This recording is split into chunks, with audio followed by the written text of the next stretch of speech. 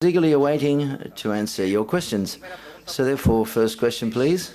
There we go. Hi, good morning. I'd like to know, as regards to any existing documentation, how did you work upon this? I imagine there's a lot of video and police statements and TV statements. How did you manage all of that, shall we say, the investigation work of the documentation? This is a very exhaustively documented case, and one of the things that interested me as a dramatist was the fact that there was such a media presence, mediated presence of this process. Not only are there 4 documentaries, but if you go on the internet, there are sites that are dedicated to this case. There are sites that will show you every piece of police evidence, show you every tape of all the interviews, show you all the reports that were submitted, and it becomes almost Kafkaesque in the sense that you can keep going further and further into this story without ending. It is exhaustive how much material there is. And yet, with all of this mediated material, at some fundamental level, we will never know what happened. It's almost as though it is this very extreme, almost mythological tale of something which was so horrifying, and yet nothing exists around the crime scene. So the bodies were found, submerged, carefully tied with shoelaces, but there was no blood, there was no DNA, there was no footprints, there was no branches that were disturbed. So it is, to me, what was very powerful was this combination of something that was so physical, so evil in its intention, and yet so mysterious. And no matter how much information we have, we're not any closer to finding the truth. So this was very interesting material to explore dramatically, because the documentaries all have a clear point of view to say that this is the suspect, this is what we should be following. But I felt that in creating a drama, I wanted to show the whole the scale of what actually happened in West Memphis 20 years ago. The scale of a situation where there was a clear physical, terrible violation of these 3 young lives and no real answers. And this puts the viewer in a very particular and troubling space. It's the ultimate murder mystery, I think.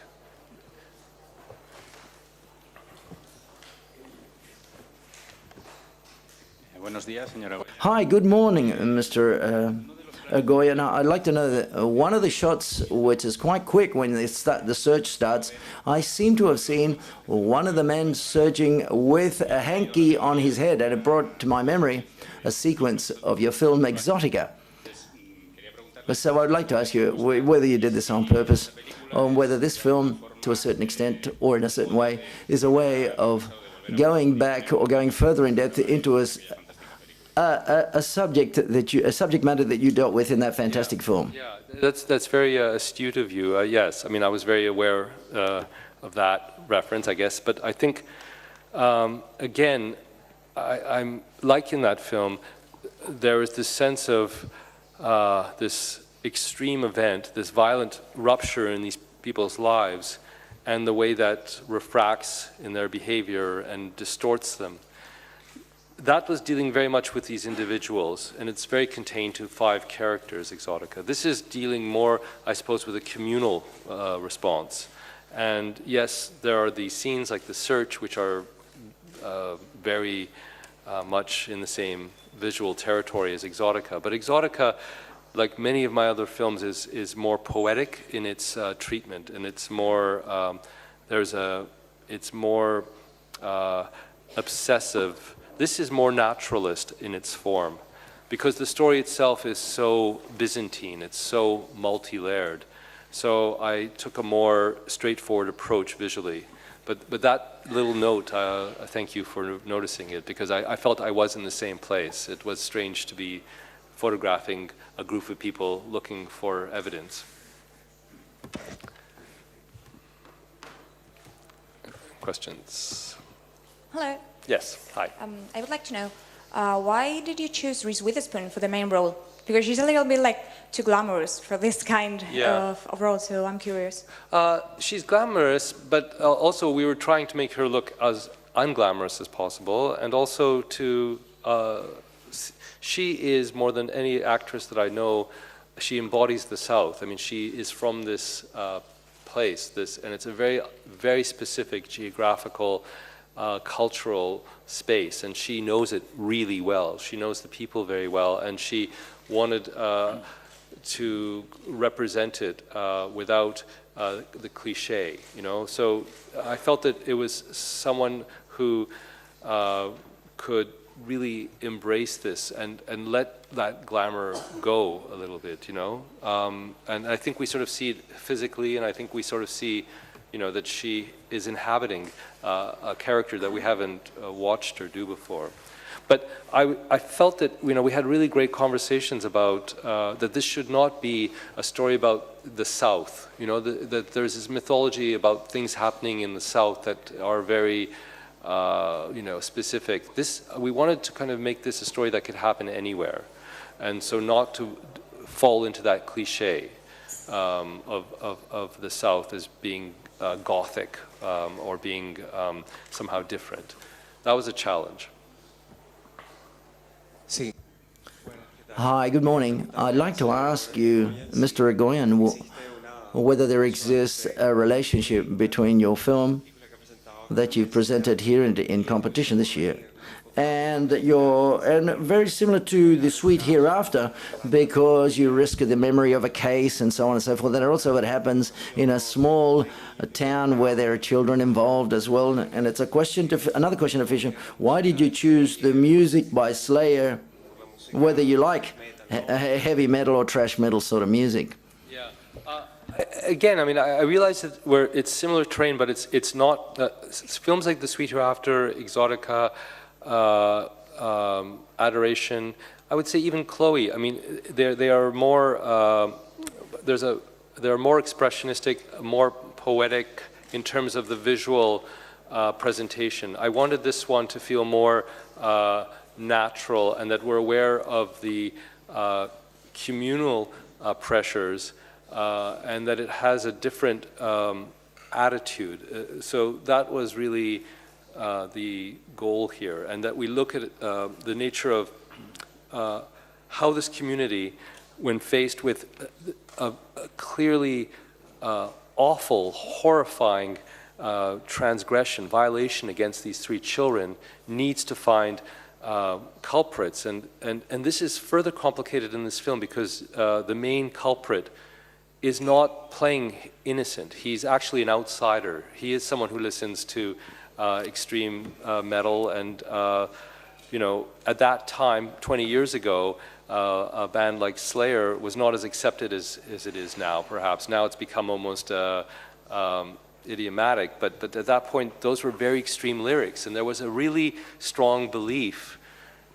I don't know about in Spain or Europe, but at that point, there was a strong belief that this music was creating devil worship, that it was connected to this cult, and we see that in the film, but it was very real. I felt that music was very important to use, and they were generous in allowing us to use it as well. I mean, I think that you know, for this type of film, it was they understood how important it was to use it, because you can use music that sounds like that, but if you're not using the real music, I don't think it has the same effect. And also music from that period, right? Those are Slayer pieces from the late 80s, early 90s. It was very raw and very shocking to people at that time.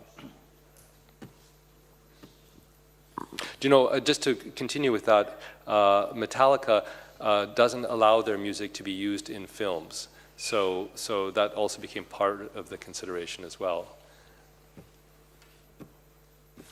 ¿Más preguntas, por favor? Further questions, please? Further questions, please. Aquí en la primera fila.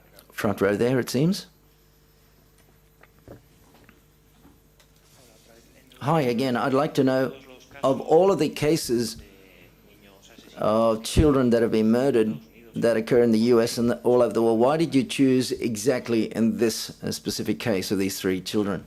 I chose this case because it is so mysterious. Like there's no, you could not design a case dramatically which would be so unresolvable.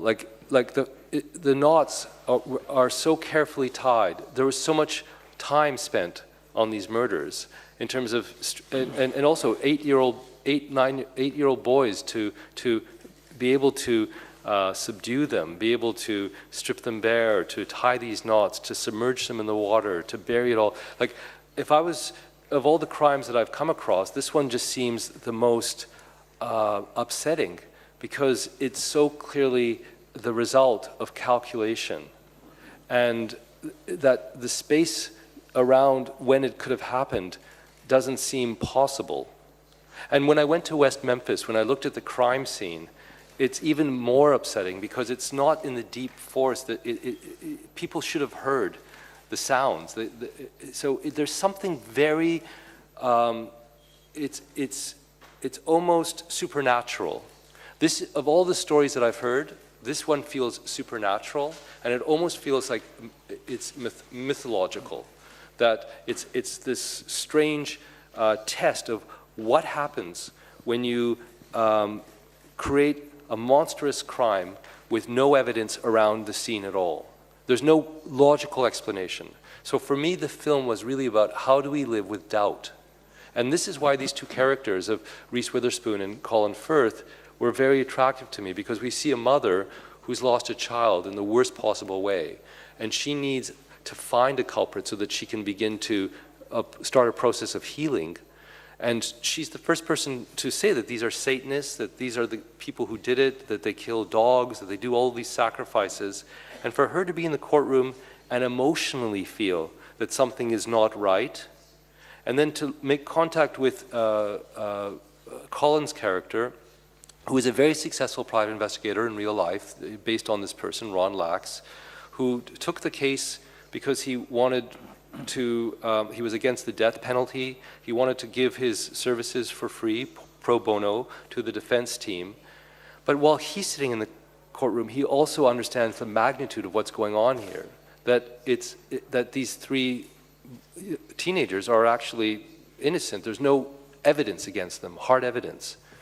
So from a rational perspective, he's beginning to question, and from an emotional perspective, she's beginning to question.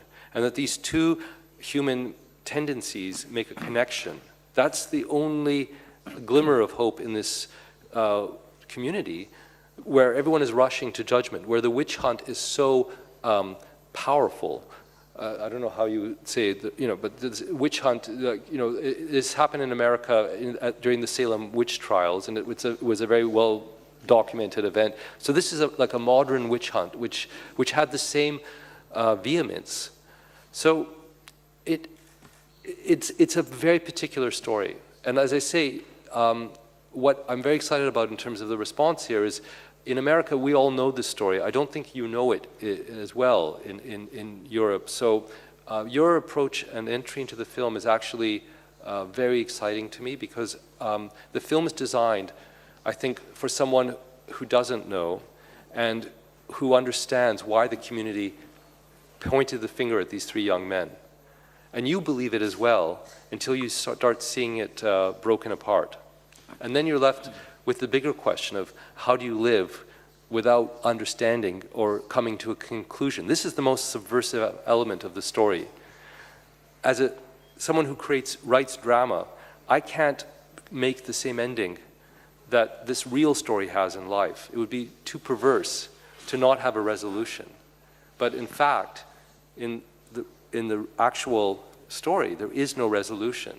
And this is very exciting dramatically as an experiment. Can you show something this extreme and leave the viewer in a place where there is no resolution, there is no third act, and also where the two Hollywood stars, Reese Witherspoon and Colin Firth, are not heroic. They can't actually change anything. This to me was very interesting, working with Colin, a character who's at the top of his profession, who's able to donate his time, and then suddenly goes through this crisis because as he's seeing an injustice, he doesn't have the means to actually do anything about it.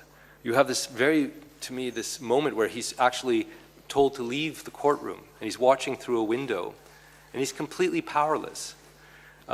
Those were very unusual dramatic situations which would be difficult to write in fiction, but were really happening.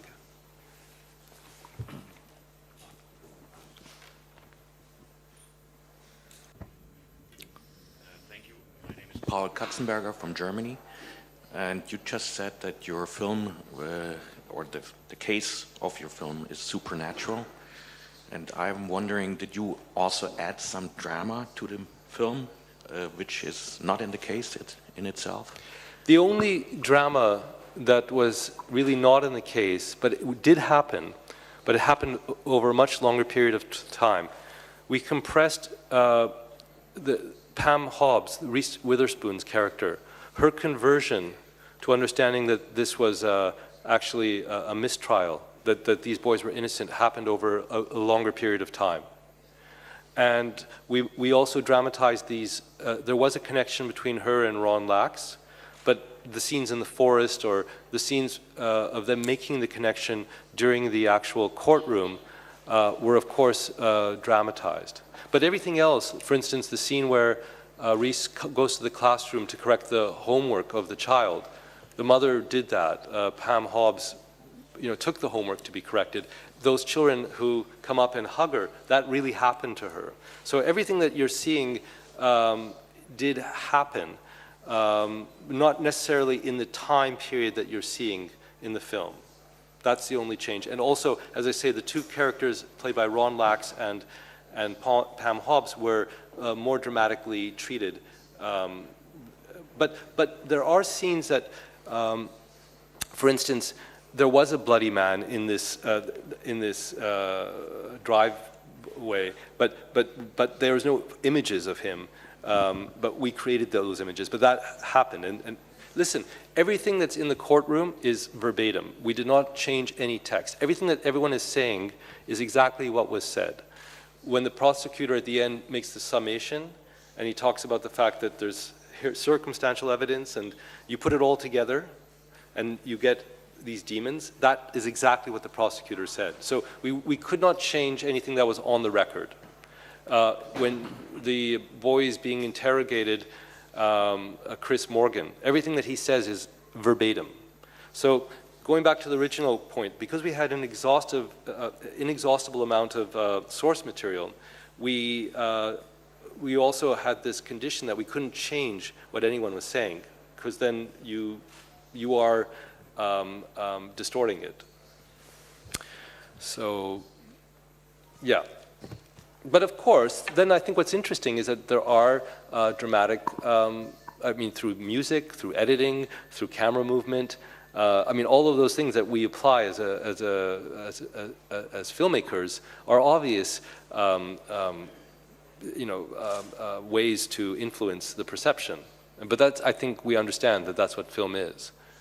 Even I think if you were to be Frederick Wiseman and you just have a camera fixed there, and I think one of the questions that's interesting when you look at the documentaries is that there's a very good possibility that the real characters are performing in the documentary for the documentary camera. So that when you then make a drama, you're able to work with professional actors and to, in a strange way, make the performances more natural than they might be in the documentary. If you see the documentary, you'll see that the stepfather, the one who's quoting from the Bible and who's who you see the documentary crew shooting, he's a crazy caricature. He's larger than life in the documentary because he knows that he's performing for the documentary camera. So those are interesting considerations in terms of calibrating the differences and the possibilities of the dramatic form as opposed to the documentary form. ¿Más preguntas, por favor? Further questions? Yeah. Yes, and there's one in the front row, it seems. Hi. Well, I'd like to know the final editing, the final cut, were there a lot of scenes cut out that what you had in mind? Because it seems to me what drew my attention, Indias Corteas, with everything that he does, for example, he only comes out in a couple of scenes, and it makes me think that perhaps his character was perhaps a bit more extensive, and in the final cut, it didn't enter into the final version. Thank you. More than any other film I've made, this one took the longest to edit. I was working on this for almost a year in editing, and as a matter of fact, shot another film in the meantime and went back to the editing because there's a lot of material, and we had to find a way to tell it so that we understood the mechanics of what happened, but also understood it from the point of view of, for the viewer who doesn't know the story, you understand why these three teenagers were targeted, but when you're seeing that, also are prepared for how that's going to be dismantled. So it was new for me, editing a film that has so much material. And obviously having the form, the 2-hour form, and also how do you, the film did have different ways of ending, and so we just had to experiment and try. The editing, more than any other film I've done, was a rewriting of the material, just to shape it properly.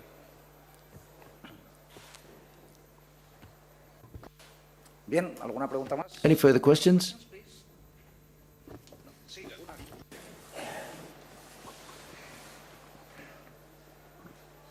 How much was it for you an issue, the death penalty in the US, to make this film?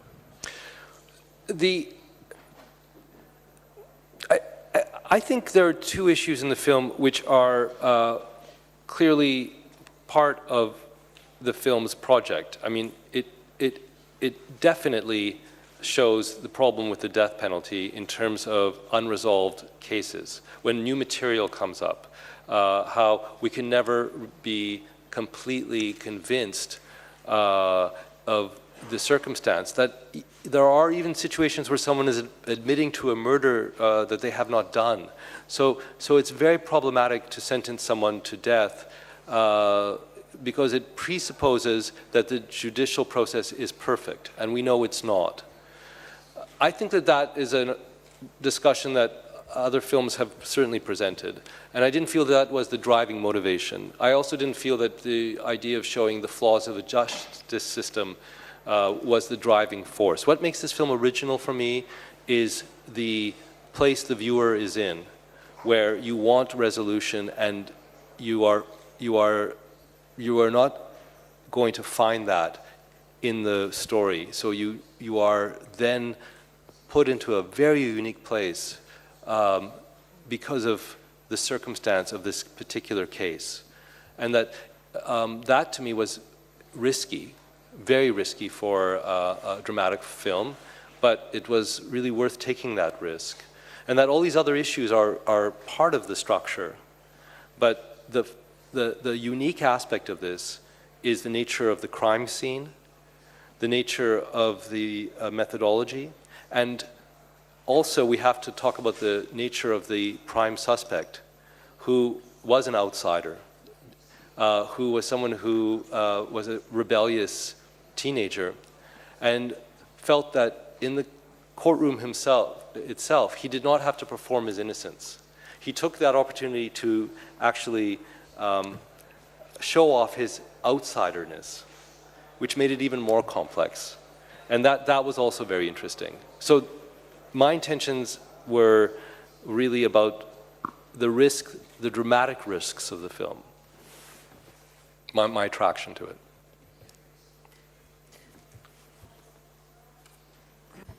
Sí, en In one of the final scenes, it seems that the guilt is on the father of one of the sons, that is, because he has that pocket knife and that the child usually take with him. Does that indicate that you wanted to incline that mystery towards that character at that moment?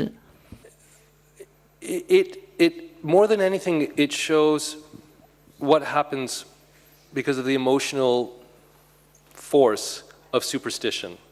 That ultimately that knife, it is circumstantial as well. It doesn't mean anything in a court. But it's a mother who's religious, who's coming from a place of faith. And that is very, it made sense, and it's true that it really did happen, that she began to question her husband, and still does. And that in one of the documentaries, that becomes quite clear.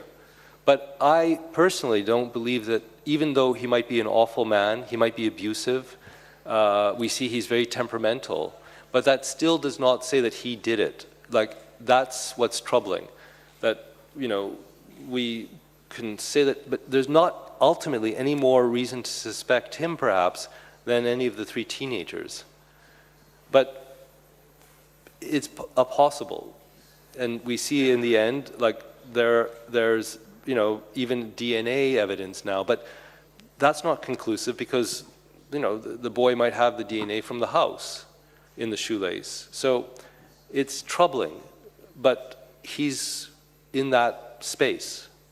And I'm not pointing the finger. I'm not saying that that's, unlike the documentary and what that form allows, maybe it needs. There's no agenda here except an examination of the human spirit when it's in this very dark space, and the communal spirit as well, how human beings react in a communal way, and ultimately how we as viewers react in terms of our own expectation and our own sense of needing closure. I'm very happy with the Spanish translation of the title because it actually ripples through the film in a really great way. This notion of being held, as that all these characters somehow have been, convicted of something, and we as viewers now watching this are also implicated.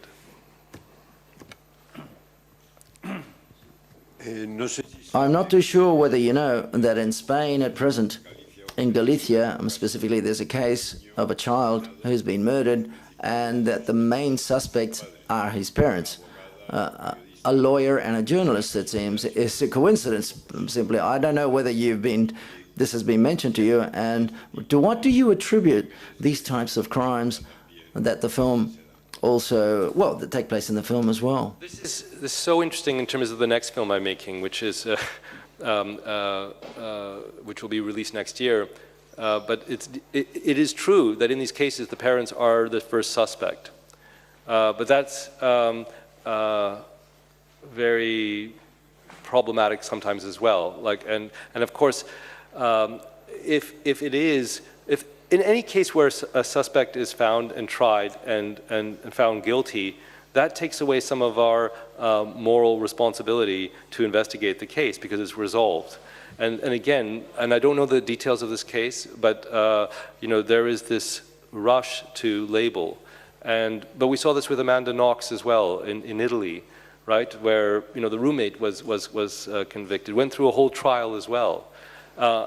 There's a convenience to resolving this as quickly as possible. There is a very troubling sense that occurs sometimes when there is no answer and when a case is kept open. Because as a community, we all have to live with that. There's no solution. And that ripples through in a very different way. But I don't know the details of this case. And someone else had mentioned it, that it's happening right now. If there aren't, yes, it seems there's another question.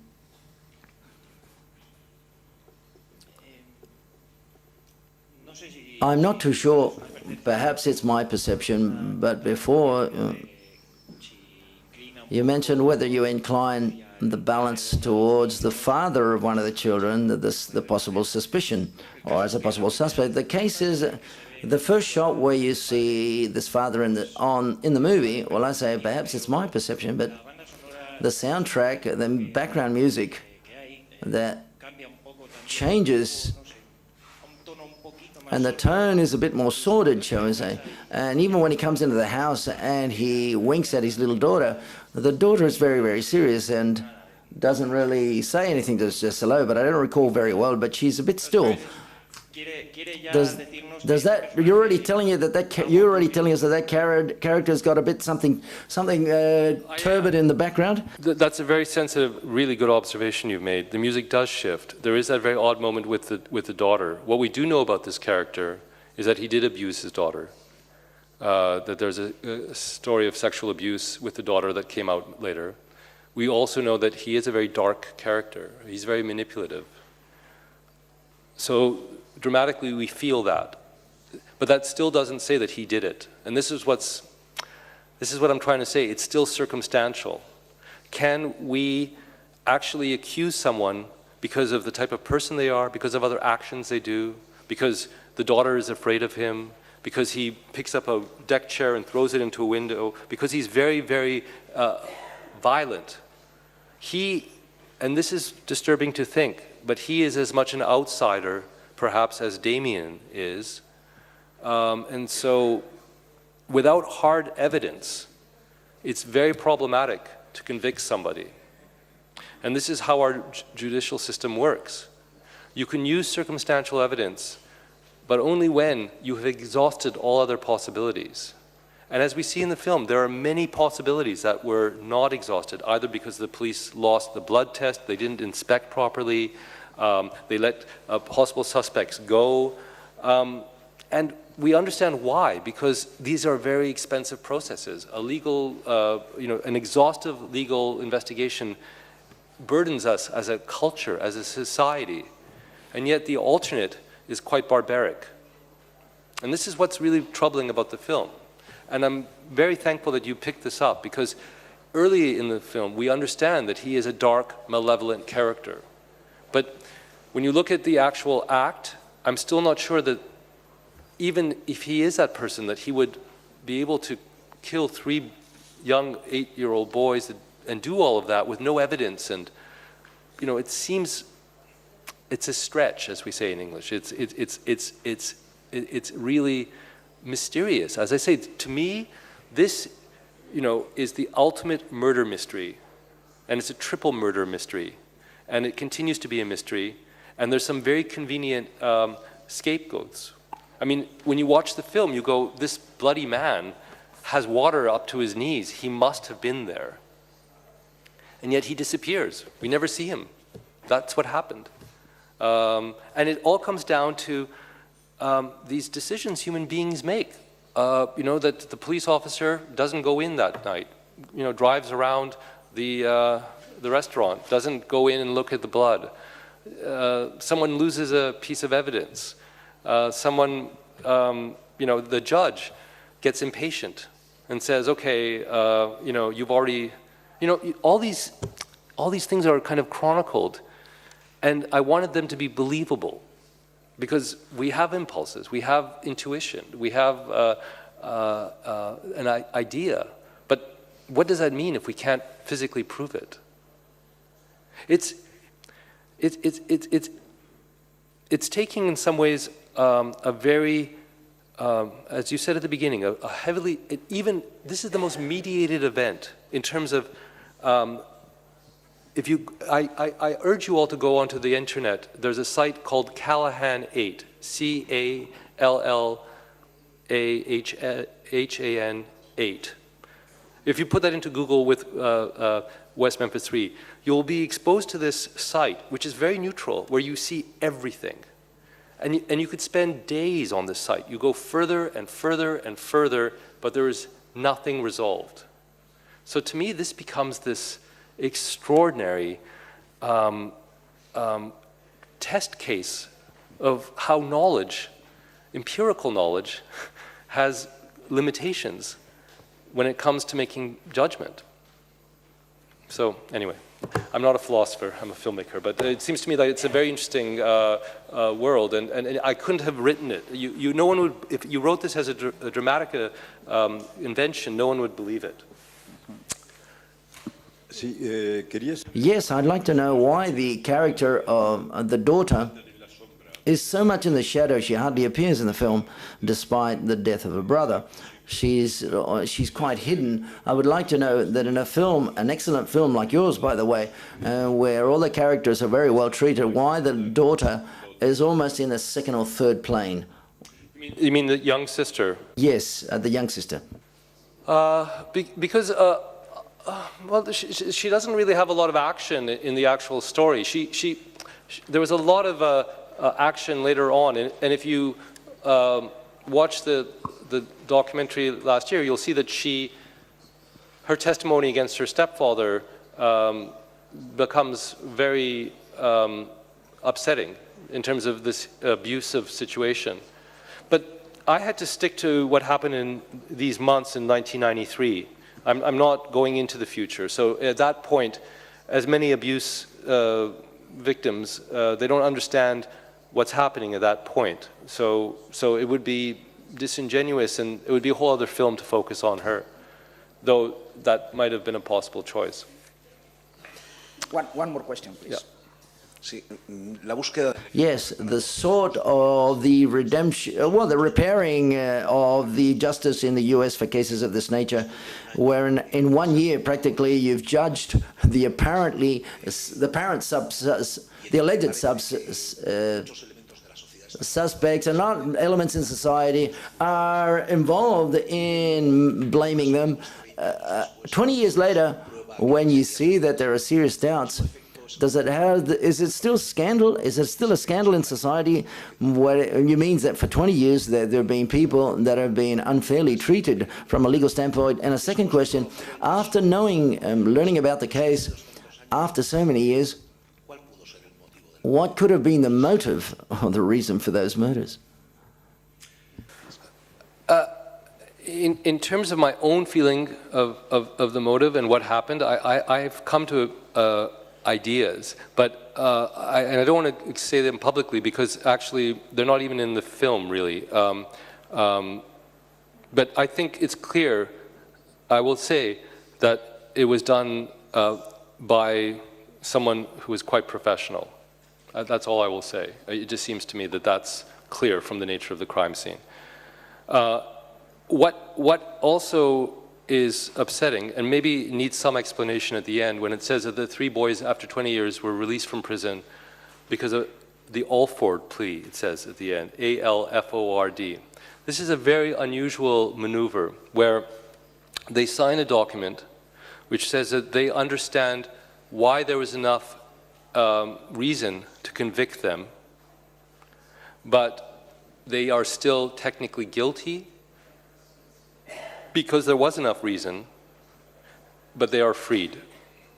What this means, and it's very problematic, is that these 3 teenagers who are now in their mid-30s are still felons, and they cannot sue the state. They cannot get any money because of the incarceration. So by signing this, they have actually made it more difficult to find their freedom. There is no motivation on the state to reopen the case. So no matter how much pressure there is, the state says, but we have this signed form which says that they are still guilty, and they signed it themselves, even though they are proclaiming their innocence. That's how bizarre the whole situation is. I don't know if such a maneuver exists in Spain, but it's very shocking, I think, as a technicality. You know, in Scotland, they have a judicial system which says you can be proven guilty, innocent, or unclear. And the unclear verdict is intended to actually create a cloud of suspicion.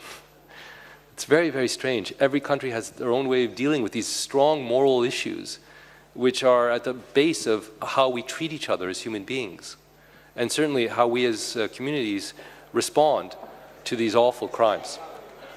I hear noise. I think. So thank you. This was a really great conference. Thank you very much. Thank you.